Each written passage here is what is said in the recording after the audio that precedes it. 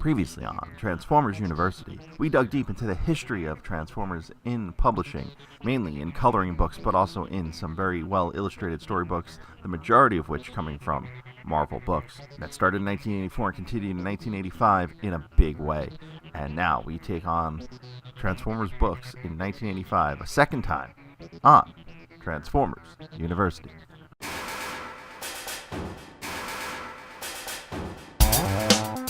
Hello, my friend, and welcome to Transformers University. I am your host, Anthony Bricali, and this is episode 25. This time around, we are going to talk more about Transformers books from 1985, and this one is going to be a fun one. Now, when I launched this podcast, I made it clear that part of what I want to talk about in this show are the things that we really find we love about this franchise and about the characters and just the silly, wacky stuff that doesn't always get talked about in the shadow of some of the bigger things over the years. This episode is certainly one of them. I am so excited to record this episode that I'm not even going to go into my usual speech about Patreon and YouTube. You know how to find them. Patreon.com/TFU.INFO, YouTube.com/TFU.INFO. Join, subscribe. That's all I'm saying for the beginning of this show. We are jumping right into it because we have 7 books to cover this episode. And we're going to start with a Big Looker book from 1985 called Insecticons Attack. Now, this book was written by Dana Rosenfeld and art by John Spears. I can't really find much information on either one, so we're just going to say they did something at some point in their life. Now, if you want to follow along, there is a website called Insecticons.com that has the full scan of this book. And it is very beautifully illustrated by John Spears. Painted artwork, some mismatched character designs, which we'll get into. And let's just talk about what's here. So this book starts out with Optimus, Bumblebee, Hound, and Beachcomber just chilling. And Beachcomber's getting pretty nervous. You could say our resident hippie is a little bit paranoid and he needs to be alone at his, and I'm putting this in quotes, his secret place.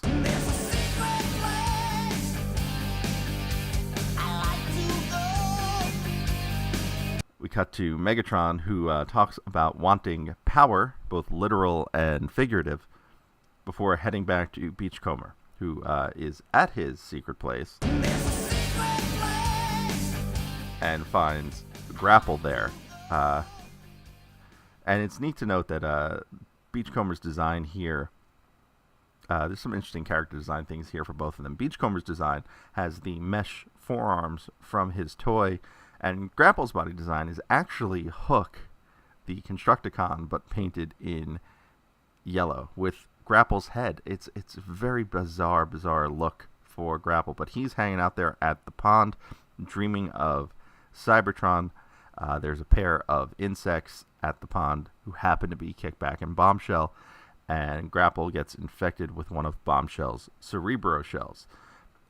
They take him back to Decepticon headquarters. Megatron plans on using the Autobot architect to attack the Autobots, and the Autobots plan to rescue Grapple. They go and they attack the Decepticon base.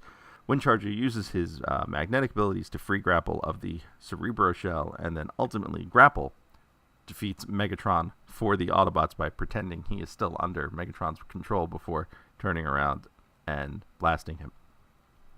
That's the rough of that story. And once again, swing on by to Insecticons.com. They have some sweet scans of this book, and the art's really pretty at the very least. It's not really quite up there to par with the rest of the Big Looker books, especially the ones from '84 that we talked about previously. And that is actually the only Big Looker book that I know about for 1985. So we are going to talk a little bit about some of these hardcover books. Now, the hardcover storybooks you can check out on Steve Stonebreaker's site, and that is camphortree.net. That's CAMPHORTREE.net.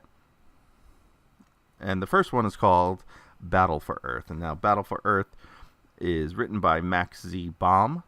Can't find much on him. I kind of think it's a Ghost Rider name, but there is nothing I can find that isn't this book by Max Z. Baum. And the art is by Brad Joyce, who was an inker on the Transformers comic, and Roberta Edelman as well did some art, and she was an inker most notably on the Care Bears comics from Marvel at Star Comics. Now, generally the story retells the origin of the Autobots and Decepticons coming to Earth. So it's the basic story. There was a battle in space. Optimus cleared an asteroid field. The Decepticons invaded, and the Autobots crashed the Ark into a volcano on Earth 4 million years ago. Now, during the rebuild scene inside the Ark, Prime's claw module is actually the one from Combat Deck doing the repairs throughout the Ark.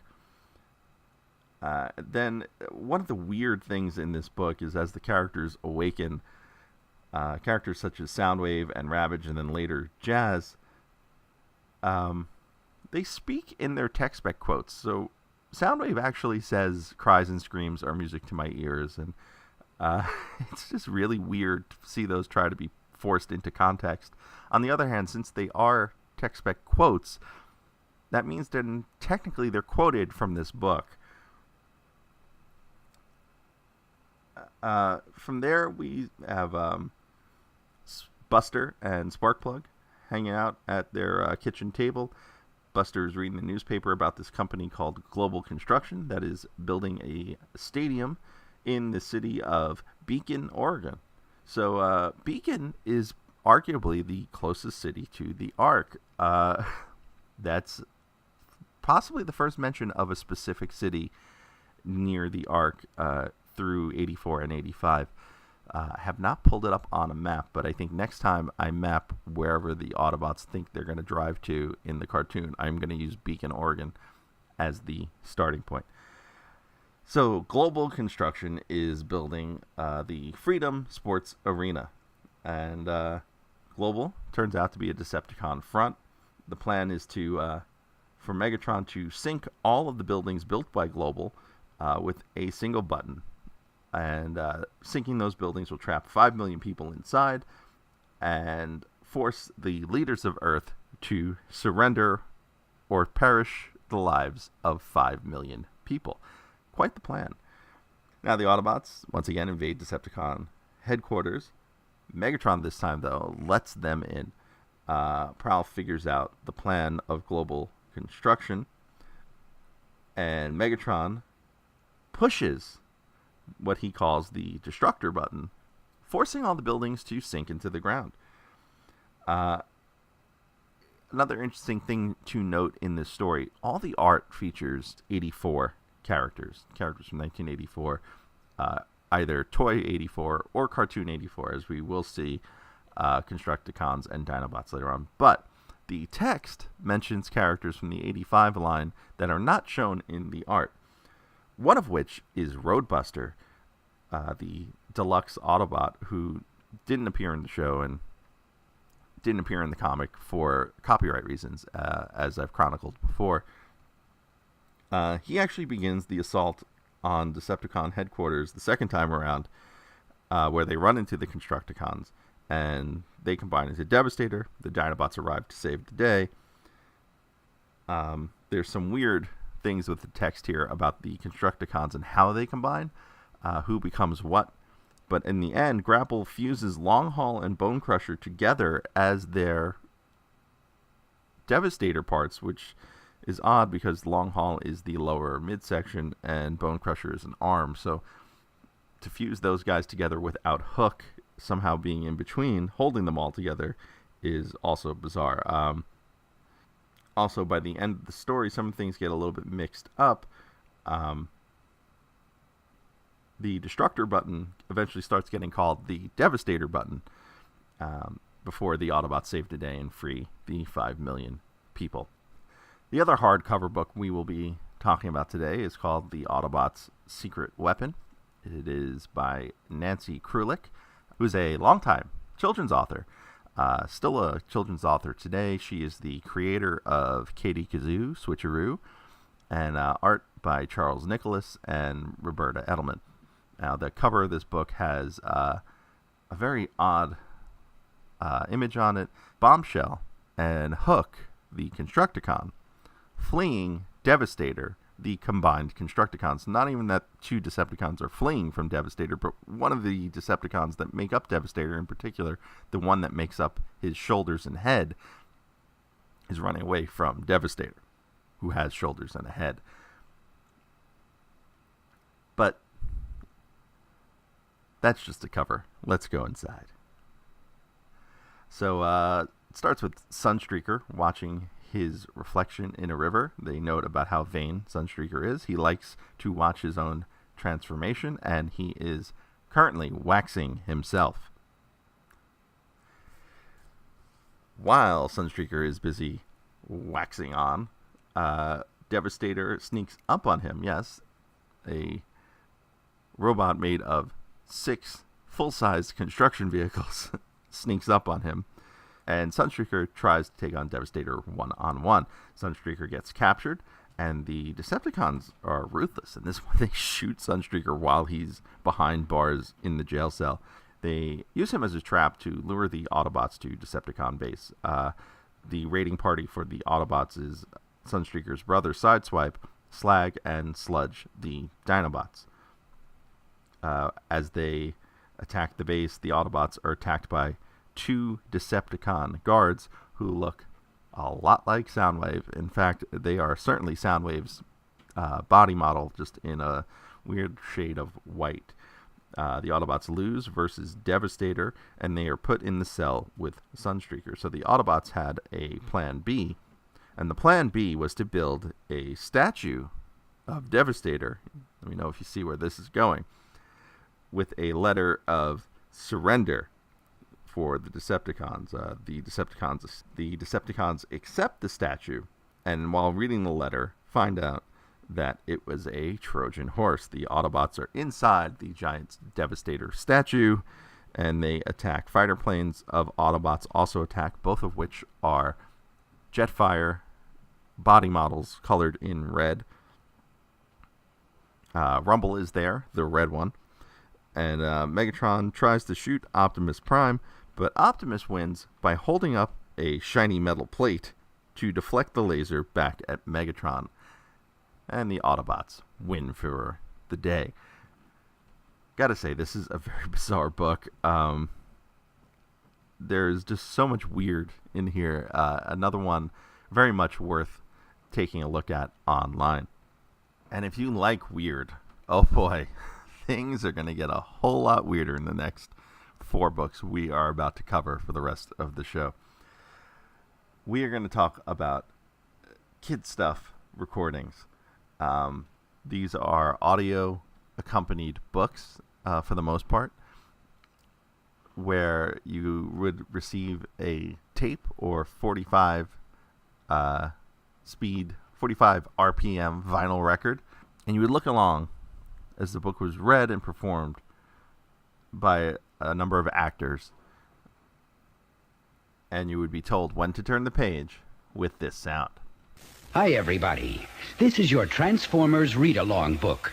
Every time you hear this sound, it means it's time to turn the page in your storybook. Now, the man behind Kid Stuff Recordings was a man by the name of John Braden. Now, John Braden was a folk singer, had one album out on A&M Records in 1969 that sounded a little bit like this.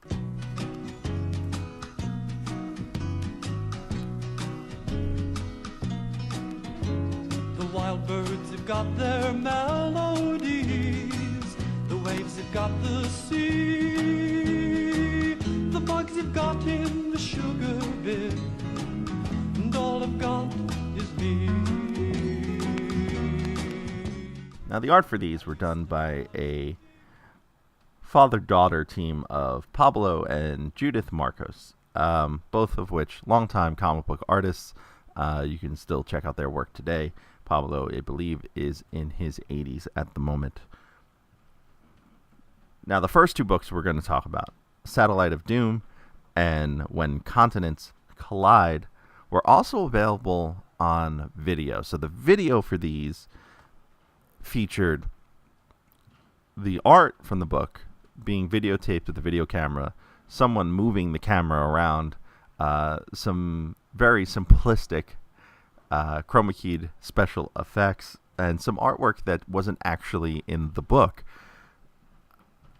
Nothing so much as artwork that wasn't in the book as much as it was shades of other artwork used to help illustrate a point, artwork that you could probably find elsewhere.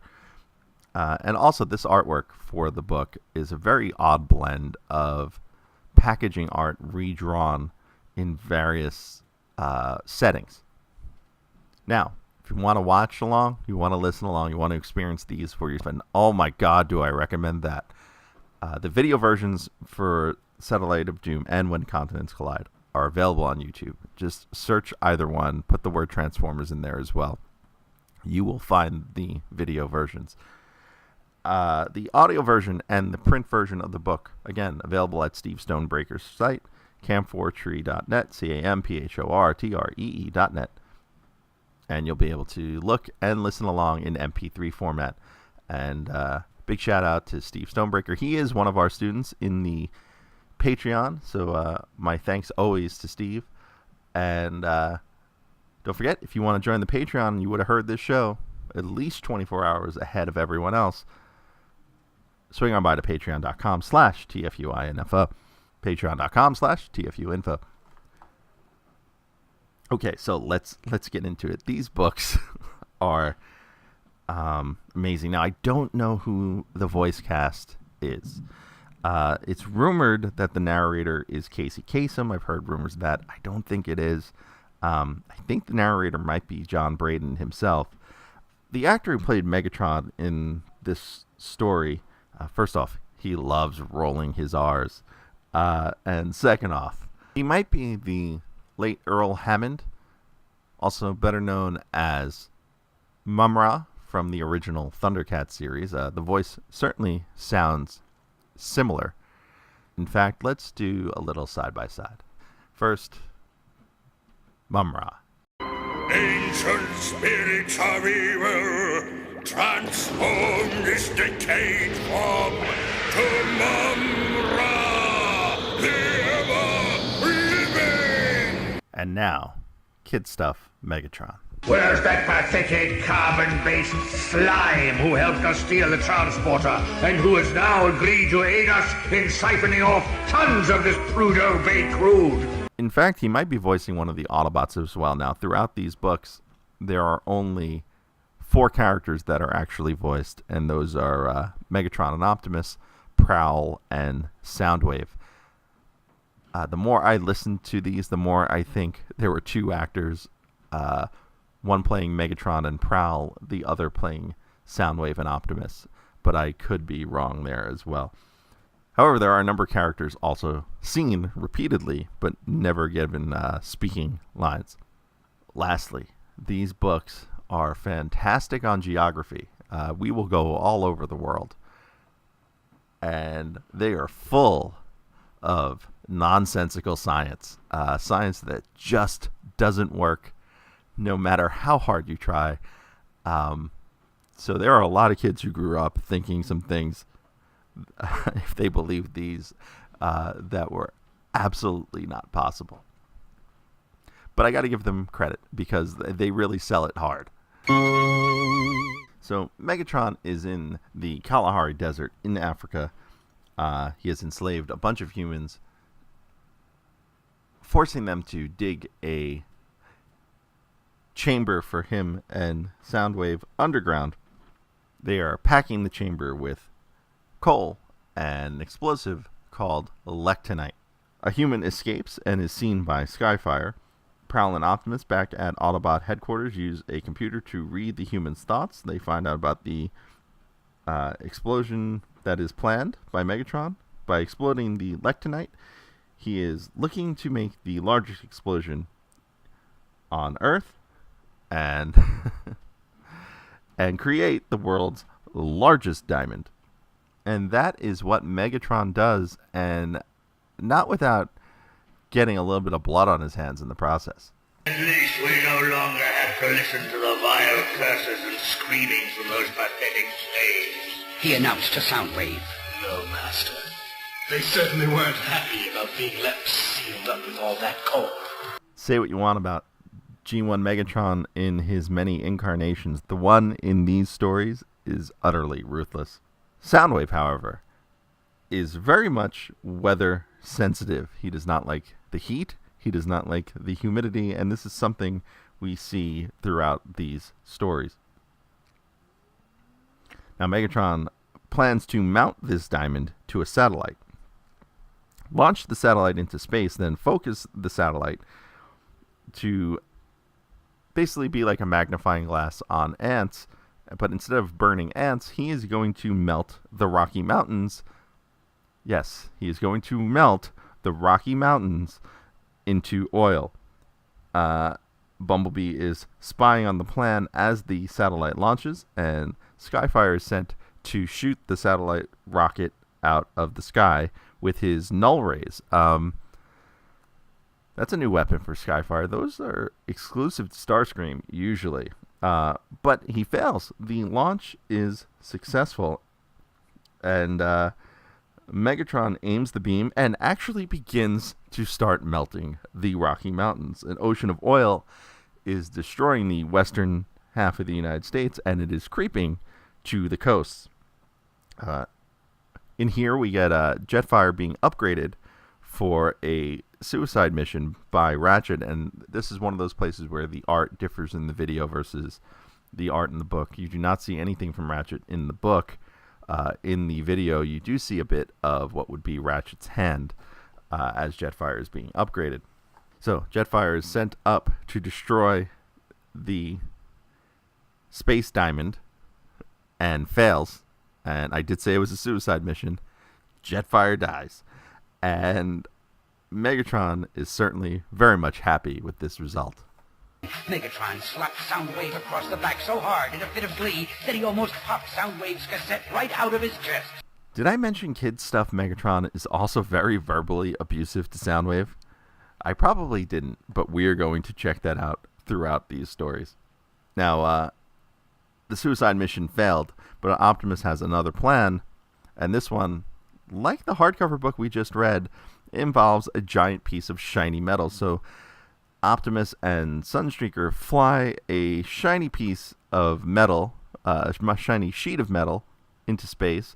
Note here that the artwork really similar to what we would see on the back of the boxes from 84 and 85. In fact, I think they just traced around it and put the metal sheet in between them and repositioned them a little bit.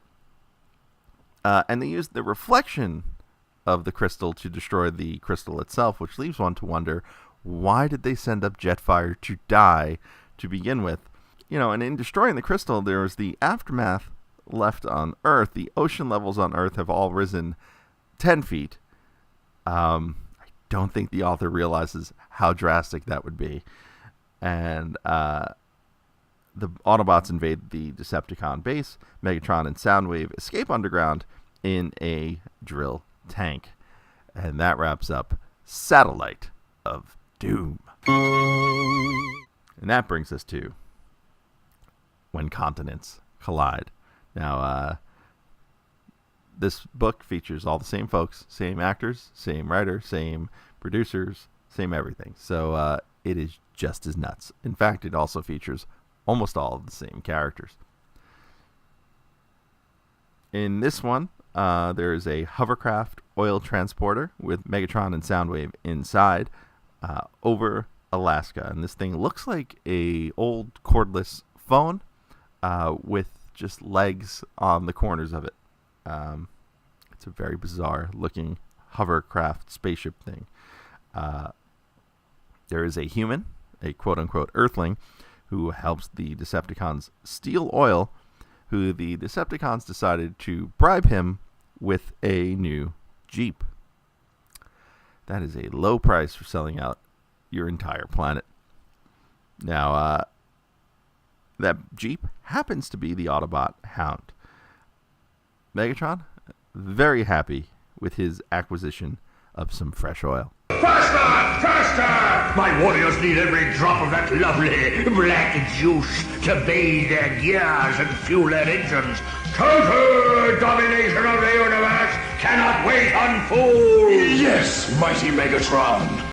And again, before leaving, Megatron makes sure there are no witnesses.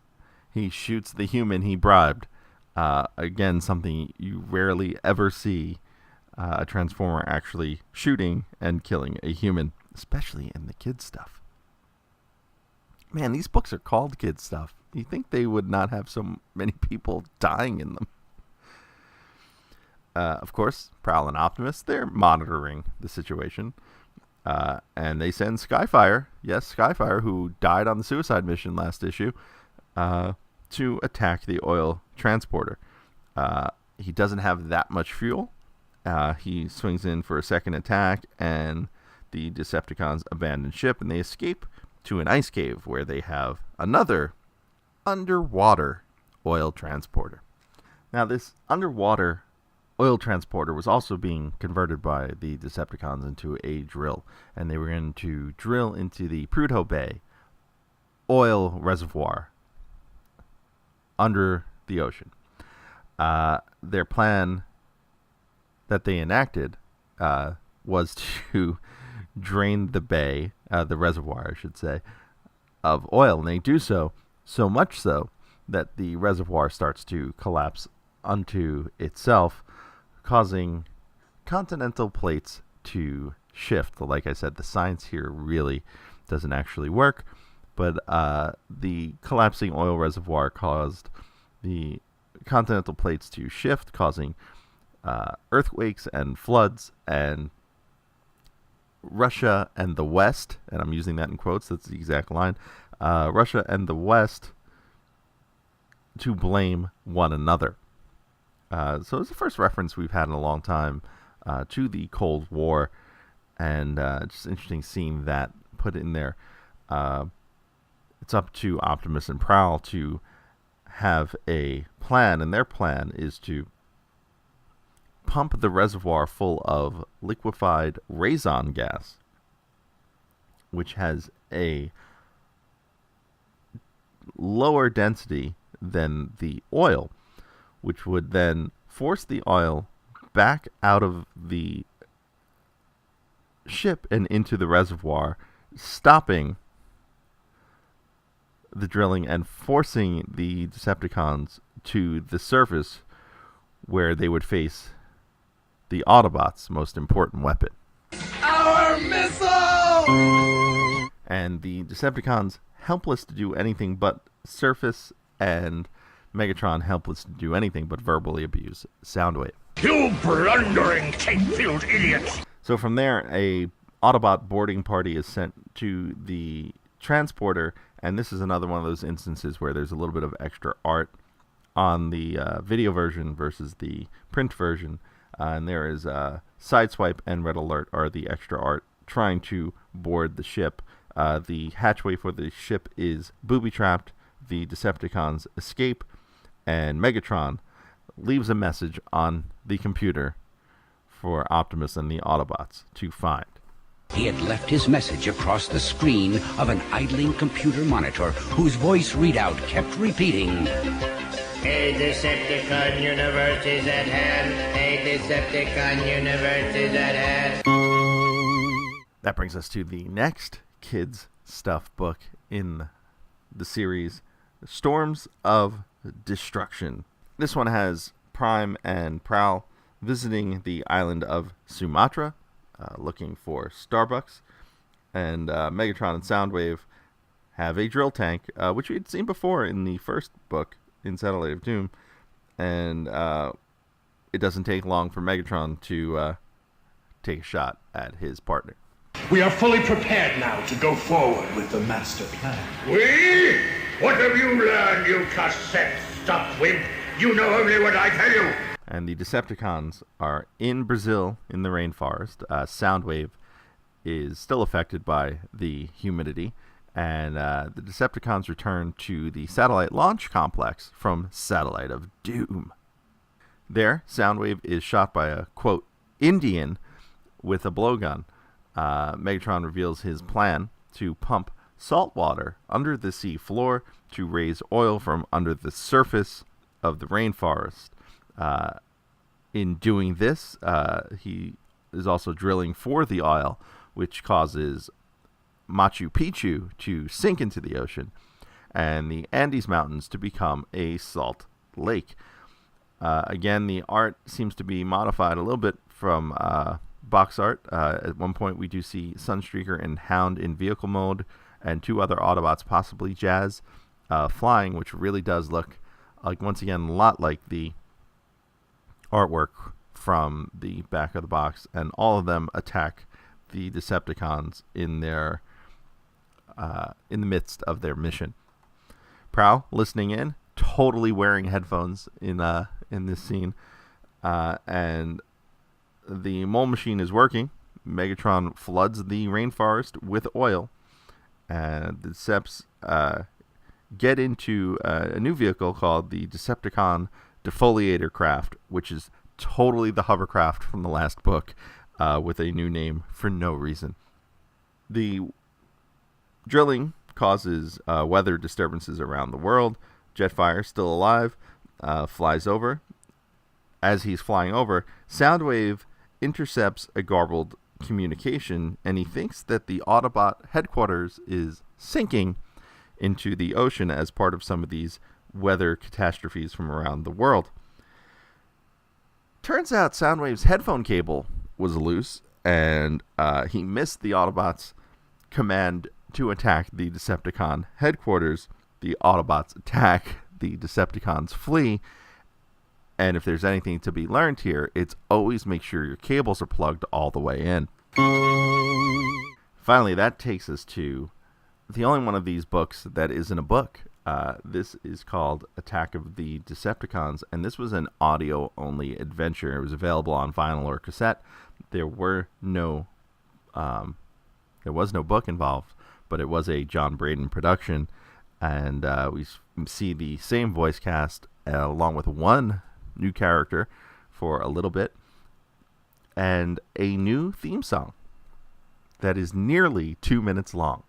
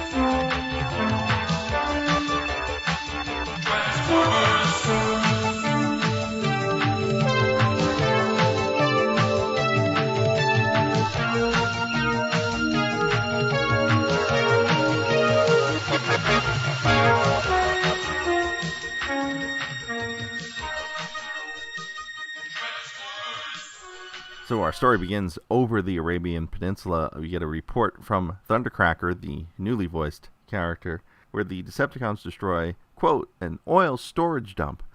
For all they need for them to get oil from the earth, why would they destroy a place that is specifically storing the thing they need? And all of the planes have nulleries in this one. Megatron and Soundwave are back at base, observing the Autobots counterattack in the desert. And while they're doing that, Megatron and Soundwave overtake an oil tanker off the coast of Africa. Prime and Prowl are, of course, observing, and they have a very long conversation on the nature of morality. Prime even takes some time to name drop Gandhi and Thomas Jefferson. Prowl cooks up a plan where he plans to give Megatron acid-laced oil. Just then we find out the Decepticons are planning to raid a new supertanker called the Colossus in Oman. The Colossus is enormous. It is larger than most airports and needs 2 nuclear-powered reactors to power it. The Autobots spike it with their laced oil, and the Decepticons fall hard for the plan. The Autobots wait to attack, and Prime is kind of murdery in this one, waiting to give Megatron the acid-laced oil. The Decepticons' raiding submersible is now beginning to malfunction because of the laced oil, and Megatron not too happy. What's going on? If something's gone wrong to jeopardize this load of crude, I'll see to it that you're nothing but scrap metal, Soundwave. Patience, Master. Please. I'm checking everything. I have no patience with moronic, outdated machines such as you. The Decepticons begin to flee, and a bunch of unidentified Autobots raise the Colossus out of the water, and we don't know who those Autobots are because they're voiced but not identified. Meanwhile, Megatron, still not happy, needs to take some of his frustrations out on Soundwave. Try the Vulcan force field, you cassette-stuffed tin box! During the escape, Megatron shoots 4 Autobots, and they flee. The Autobots destroy the poisoned oil, and Megatron leaves with the parting words for Optimus Prime. Check, Optimus Prime, but never checkmate! This is but one battle, and we will fight on many more fronts until I crush you and your kind. You know, for all the flaws in these stories, and yes, there's a lot, this Megatron is badass. I like him. The Autobots fly the tanker to New York City, and Prime instructs Prowl to wipe people's memories of what happened. How he's going to do that, I have no idea. We then cut to Mexico on an oil drilling platform where the team breaks its bit. Turns out the bit had been seared off by the Decepticon underground fortress Gamma. And though ominous, that's how the story ends. But not without 2 more minutes of the theme song. But I won't subject you to that one more time. I'm going to wrap things up here for this episode of Transformers University. Once again, I'm your host, Anthony Brucali, and real quick, we've got a contest going on the YouTube channel, youtube.com/TFU.INFO, youtube.com/TFU.INFO.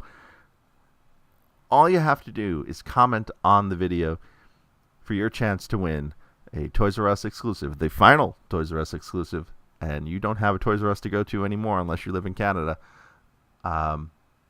Studio Series Thundercracker. We will give away the Thundercracker once the channel reaches 1,000 subscribers. We're about 735-ish right now, so be sure to subscribe as well, because that'll be the easiest way to find out if you win. So swing on by, check out the contest video, leave a comment, and make sure you subscribe. All real easy now. As always, hope you like the show. Please subscribe. Please check out our Patreon, patreon.com/TFU.INFO. And of course, catch us on social media. Instagram, Facebook. Username is TFU.INFO. Twitter, TFU_info. And of course on the web, www.tfu.info. I just updated the toy archive into our new look all the way through 1995, and I am currently working on 1996 as well, along with many other things. Next time on Transformers University, we're going to play with some toys once again. Talk about the worldwide phenomenon that was the Transformers in 1985. Now, it was a huge success in the United States, but it was a huge success in Japan and Europe, and we will go overseas to see what came out there, what didn't come out there, and the differences between the toy lines, the US, the Japanese line, the Europeans, and what they got in various countries around Europe. Until then, I'm your host, Anthony Bricali. See you.